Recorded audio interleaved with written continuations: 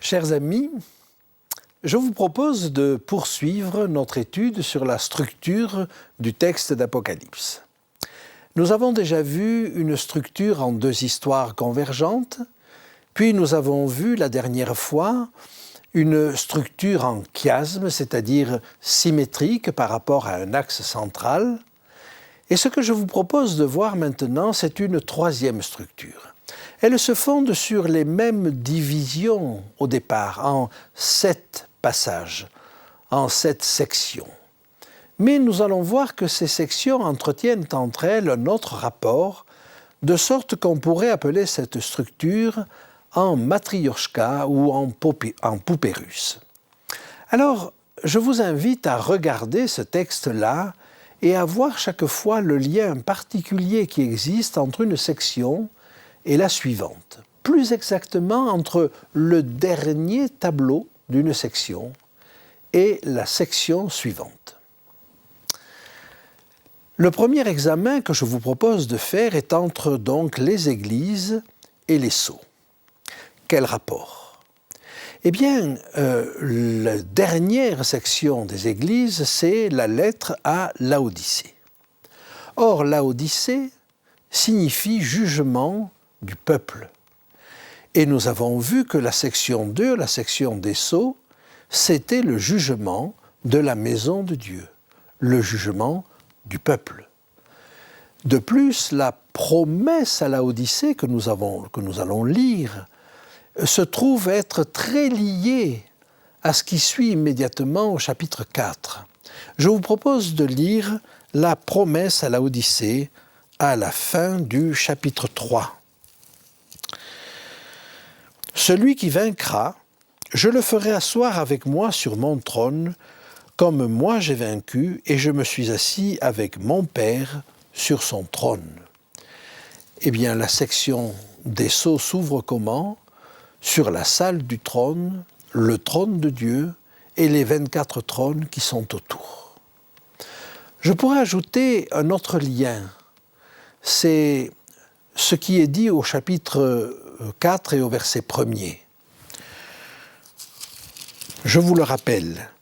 Après cela, je regardais et voici, une porte était ouverte dans le ciel, et la première voix que j'avais entendue comme le son d'une trompette qui me parlait dit « Monte ici, et je te ferai voir ce qui doit arriver dans la suite. » Je te ferai voir ce qui doit arriver dans la suite. Le message à Laodicée annonce à Laodicée ce qu'il en est, comment Dieu la voit, comment Dieu l'apprécie. Donc, cette lettre à Laodicée est envoyée au début du temps de Laodicée.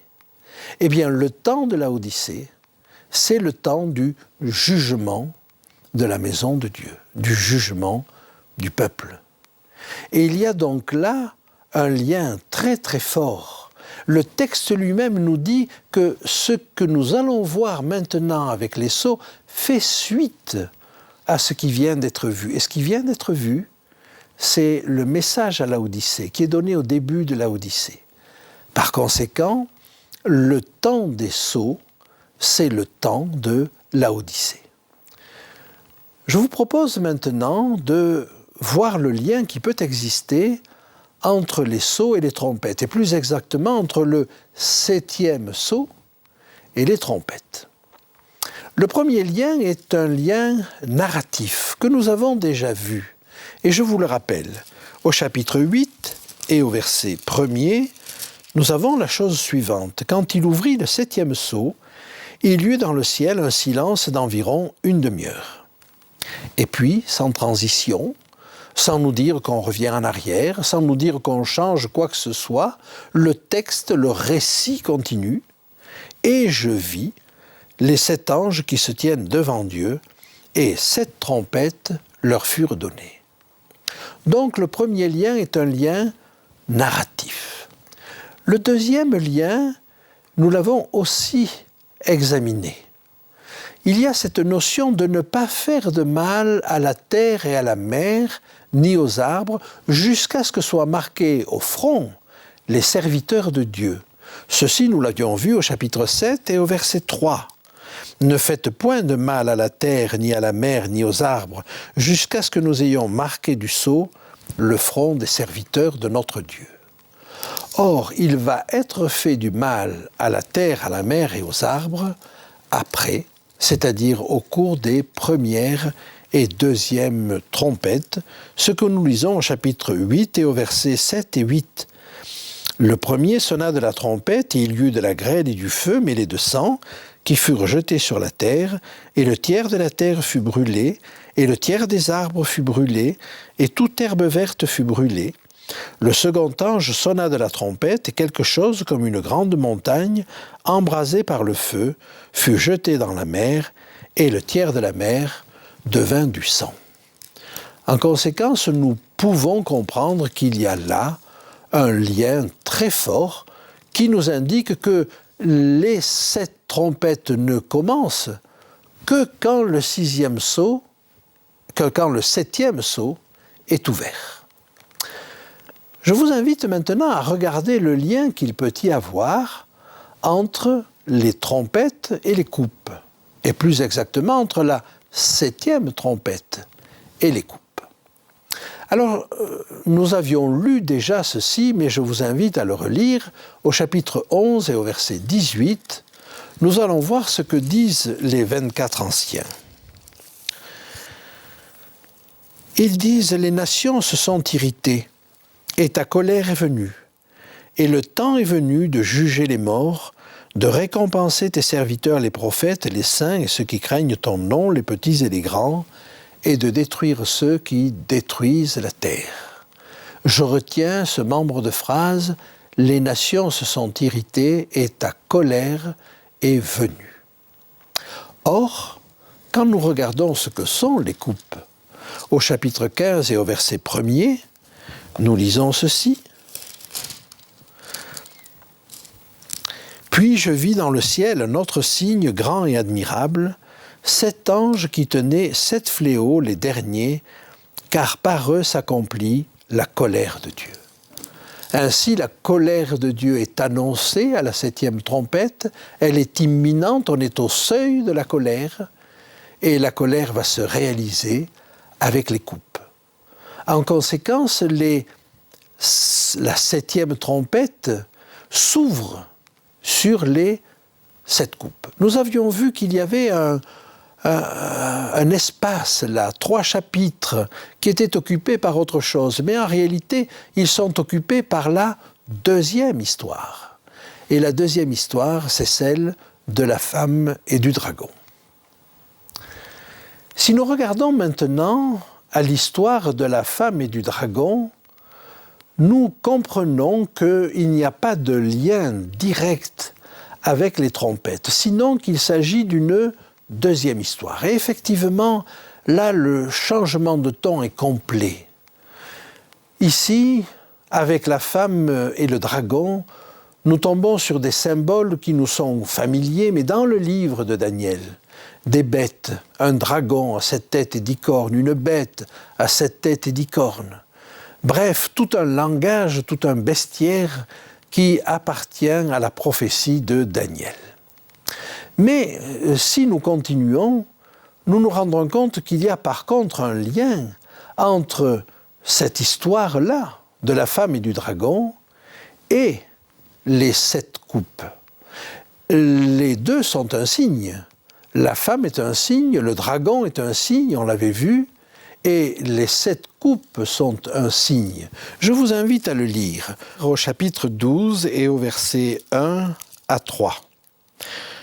Un grand signe parut dans le ciel, une femme enveloppée du soleil, la lune sous ses pieds et une couronne d'étoiles sur sa tête.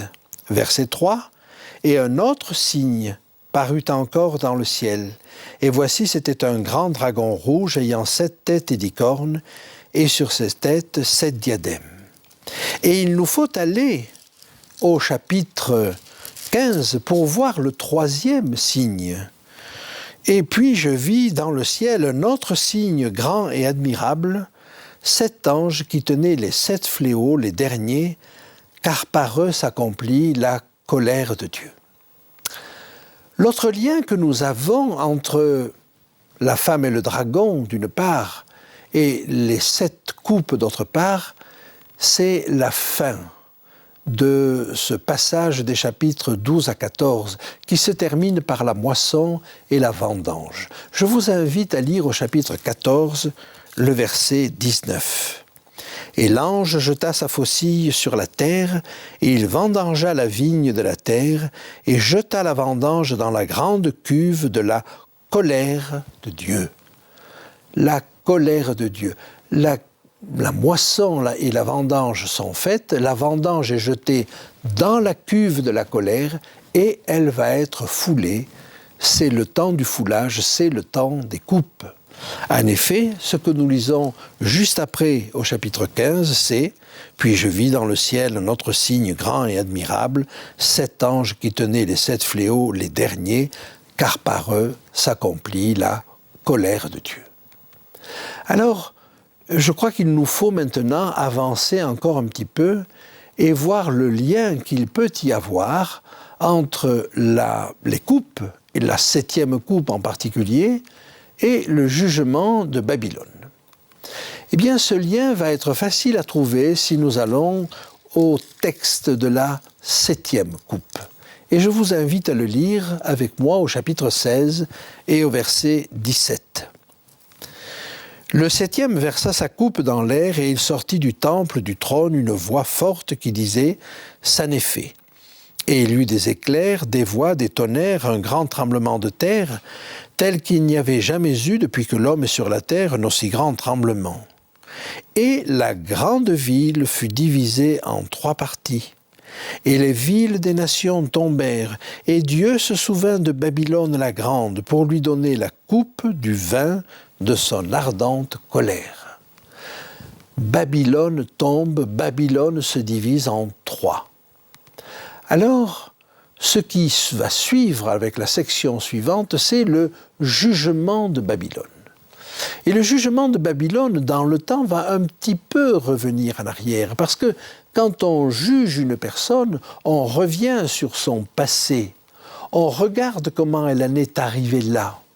Et c'est ce qui va se passer pour Babylone. Donc, 7e coupe, chute de Babylone. Eh bien, cette chute de Babylone va nous être décrite en détail sous la forme du jugement de Babylone. Ainsi, nous voyons qu'il y a de nouveau un lien entre la 7e coupe et le jugement de Babylone. Et puis, nous avons un dernier lien à examiner, c'est le lien qu'il y a entre le jugement de Babylone et le dernier épisode du jugement de Babylone et la Nouvelle Jérusalem. Pour cela, je vous propose de lire ce que nous voyons au chapitre 21 et au verset 9. Chapitre 21, verset 9.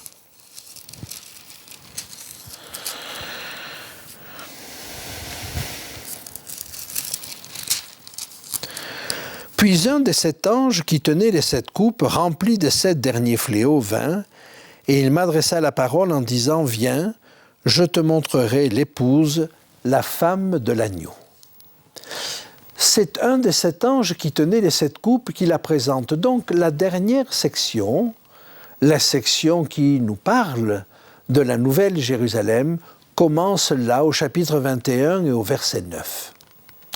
Bien des commentateurs n'ont pas vu ce lien et font commencer la description de la Nouvelle Jérusalem au début du chapitre 21. En effet, là on voit descendre la Nouvelle Jérusalem. Je vous invite à le lire au chapitre 21, versets 1 et 2. « Puis je vis un nouveau ciel et une nouvelle terre, car le premier ciel et la première terre avaient disparu et la mer n'était plus. Et je vis descendre du ciel d'auprès de Dieu la ville sainte, la nouvelle Jérusalem, préparée comme une épouse qui s'est parée pour son époux. Ainsi, on pourrait croire que la description de la nouvelle Jérusalem commence là. Mais c'est oublier que nous sommes encore dans le cadre du jugement de Babylone. Et ce qui va me donner la preuve absolue, c'est la fin de ce passage, au verset 8. Regardez ce qui est dit au verset 8. Mais pour les lâches, les incrédules, les abominables, les meurtriers, les impudiques, les enchanteurs, les idolâtres et tous les menteurs, leur part sera dans l'étang ardent de feu et de soufre, ce qui est la seconde mort. Ainsi, nous avons là un tableau qui se termine par un jugement des éléments de Babylone. Et il se termine dans le feu et le soufre, dans l'étang ardent de feu et de soufre, c'est-à-dire la seconde mort, la destruction définitive. Or, plusieurs tableaux s'étaient terminés ainsi, et ils appartiennent tous au même ensemble. Je vous le rappelle, Apocalypse 19, le verset 20. Et la bête fut prise, et avec elle le faux prophète, qui avait fait devant elle les prodiges par lesquels il avait séduit ceux qui avaient pris la marque de la bête et adoré son image, et ils furent tous deux jetés vivants dans l'étang ardent de feu et de soufre. Un petit peu plus loin, un autre tableau, et c'est Satan qui va être jeté dans l'étang ardent de feu et de soufre. Chapitre 20, verset 10. Et le diable qui les séduisait fut jeté dans l'étang de feu et de soufre où sont la bête et le faux prophète, et ils seront tourmentés jour et nuit au siècle des siècles. Et puis ce sont tous les réprouvés qui vont terminer dans l'étang ardent de feu et de soufre. C'est la fin du chapitre 20 qui nous le dit, verset 14. Et la mort et le séjour des morts furent jetés dans l'étang de feu, c'est la seconde mort, l'étang de feu. Quiconque ne fut pas trouvé écrit dans le livre de vie fut jeté dans l'étang de feu. Et le quatrième tableau, c'est celui que nous avons vu tout à l'heure et qui est une synthèse de tout cela. Donc tous ces tableaux appartiennent au jugement de Babylone et ce n'est qu'au verset 9 que commence vraiment la section sur la nouvelle Jérusalem. Mais cela nous donne une introduction formidable. Le dernier tableau du jugement de Babylone, c'est bien ce début du chapitre 21 où on nous annonce la nouvelle Jérusalem, mais où on nous dit qu'elle n'ira pas dans l'étang ardent de feu et de soufre, mais que ce sont les lâches, les incrédules et tous ceux qui sont cités là. Par conséquent, le dernier tableau de cette section nous parle de la nouvelle Jérusalem. Et la section suivante tout entière va nous en parler. Alors vous voyez, il y a un lien jusqu'au bout du type poupée russe entre ces sections-là. Et c'est un enchaînement. Il n'y a pas de répit en cela. Mais ce qui est extraordinaire et qui mérite d'être souligné, c'est que nous avons là trois structures qui se complètent, mais qui en réalité ne se contredisent pas. Et quand on sait la difficulté parfois de donner une structure à un texte, nous en avons là trois qui se superposent sans se gêner, sans se contredire. Comment un homme, aussi intelligent soit-il, comment le prophète Jean aurait-il pu organiser un tel texte ? Cela me paraît impossible. Et l'organisation minutieuse et soigneuse que nous voyons là est pour moi le signe que ce texte est inspiré. J'aimerais, à l'occasion de cette conclusion sur la chronologie, nous verrons qu'il y a encore quelque chose que je peux vous proposer. Mais j'aimerais souligner que certains textes, nous les avons vus une fois, deux fois, trois fois, quatre fois. Et chaque fois, ils nous disaient autre chose. Ils étaient utiles dans un autre enchaînement. Ce qui nous prouve quelque chose, c'est que chaque texte dans l'Apocalypse est lié à une quantité d'autres textes, soit par la structure, soit par les rappels, soit par les mots qu'il emploie, soit par les idées qu'il véhicule, de telle sorte qu'il est maillé, il est dans un réseau. Et si l'on tient compte de ce réseau, alors on ne peut pas faire dire à ce texte n'importe quoi. On ne peut pas l'isoler ainsi. Et ces synthèses, ces différentes structures nous imposent finalement une lecture, ou plutôt, elles n'imposent pas exactement une lecture, mais elles imposent un maillage, elles imposent un cadre qui ne nous permet pas de dire n'importe quoi. Alors, il nous reste maintenant à voir un dernier élément que je vais vous proposer, mais dans l'entretien qui va suivre. Il s'agit de faire un peu la synthèse de tout cela et de vous présenter ce qui va suivre sous la forme d'un tableau chronologique. Oh, quand je dis un tableau chronologique, je ne vais pas mettre des dates pour dire que tel événement arrivera à telle date, mais c'est plutôt une séquence d'événements. Et le texte, bien sûr, ne nous donne pas beaucoup d'indications chiffrées, mais il nous donne un ordre dans lequel les événements vont arriver. Eh bien, c'est cela que je vous proposerai d'étudier la prochaine fois. Si je pouvais me permettre de donner un conseil à ceux qui se lancent dans l'étude du texte de l'Apocalypse, ne laissez tomber aucun détail, aucune introduction. Et même les textes qui vous paraissent peut-être les moins intéressants et les moins dignes d'intérêt, dites-vous qu'ils sont porteurs d'informations et qu'ils vont structurer le texte. Dieu est un Dieu d'ordre et il a mis de l'ordre dans ce livre d'Apocalypse, au point qu'il nous permet même de mettre de l'ordre dans d'autres textes qui sont moins ordonnés que cela, mais qui n'en sont pas moins intéressants.